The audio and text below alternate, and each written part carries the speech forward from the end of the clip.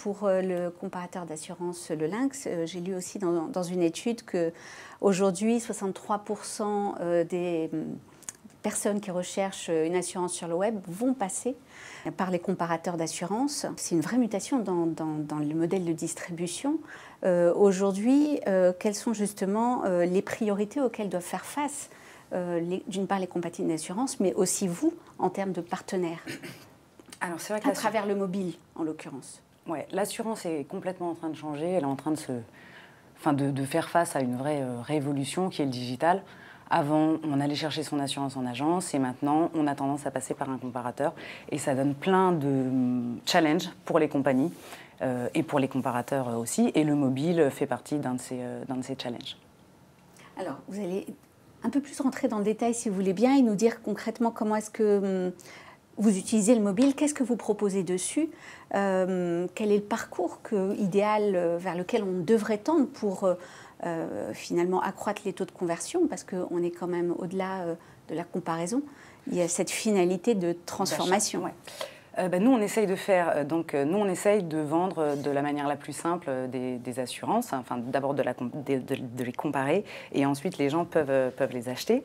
Le mobile, c'est important pour nous, c'est 40% de notre trafic, et on essaye de rendre la complétion du formulaire le moins pénible possible, parce qu'on sait que remplir un formulaire déjà sur Internet, c'est compliqué, mais alors sur le mobile, c'est encore plus compliqué. On essaye que ce soit simple pour les utilisateurs. On n'est pas, pour tout vous dire aujourd'hui, je pense, tout à fait satisfait de l'expérience qu'on propose à nos clients. On est en train de travailler dessus, et c'est une mutation en interne à travers les gens qu'on va recruter ou même la manière dont on va réfléchir. Donc il y a quand même pas mal de changements pour se mettre à 100% mobile, parce que bientôt ça va être la majorité de nos utilisateurs qui vont venir du mobile. Et ensuite, on est en train vraiment de réfléchir à de nouveaux services qu'on peut apporter en mobile, notamment, je pense, à la géolocalisation, à la photo, c'est-à-dire est-ce qu'on pourrait imaginer de remplir un formulaire d'assurance en prenant une photo de la plaque d'immatriculation, une photo de son permis de conduire et de son relevé d'information. Ça pourrait suffire pratiquement à avoir toutes les informations pour remplir ce formulaire. On est en train d'y réfléchir, on n'est pas tout à fait abouti encore. Lorsqu'on a préparé un peu cet échange, vous me parliez aussi de l'importance du moment, de la notion de moment pour justement apporter une réponse la plus juste possible.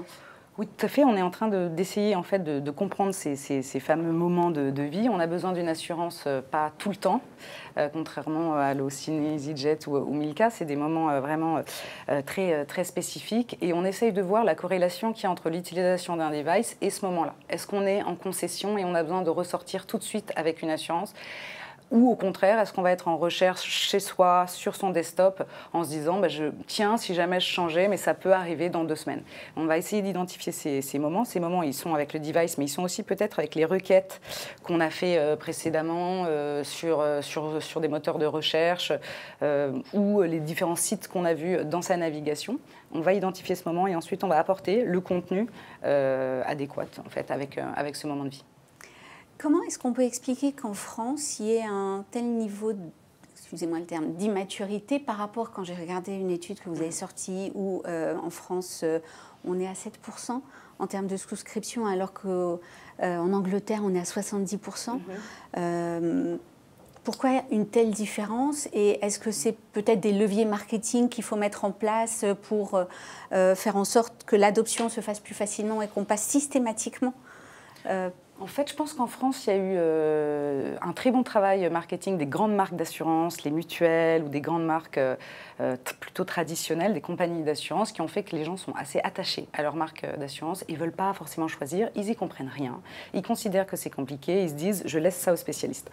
En Angleterre, les gens sont beaucoup plus matures et se disent « non, j'ai envie de comprendre, je sais combien je paye ». Aujourd'hui, en France, personne ne sait exactement son tarif d'assurance, ou peu. Il y a une différence d'implication en fait, dans ce genre de service, mais ça peut être la même chose pour de l'épargne, sa carte de crédit, des choses comme ça, où en France on se dit le moins j'en sais, le mieux je me porte, alors que pour autant, à s'impliquer un tout petit peu, on peut réaliser de belles économies.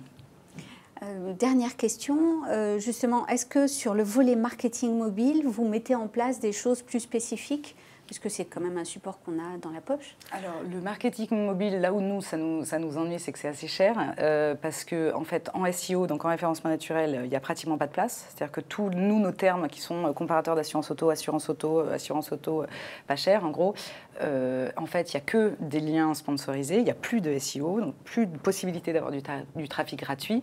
Et ensuite, en PPC, enfin en lien sponsorisé, il y a pratiquement 1 voire 2 places. Donc, il faut miser au top toujours pour être présent. Les coûts par clic sont équivalents dans mon domaine en assurance, équivalents à ceux du desktop. Et pour autant, le tunnel de conversion est plus faible. Donc, ça complique un petit peu les choses et ça nécessite justement de repenser cette expérience utilisateur, cette UX mobile, pour qu'elle soit plus efficace.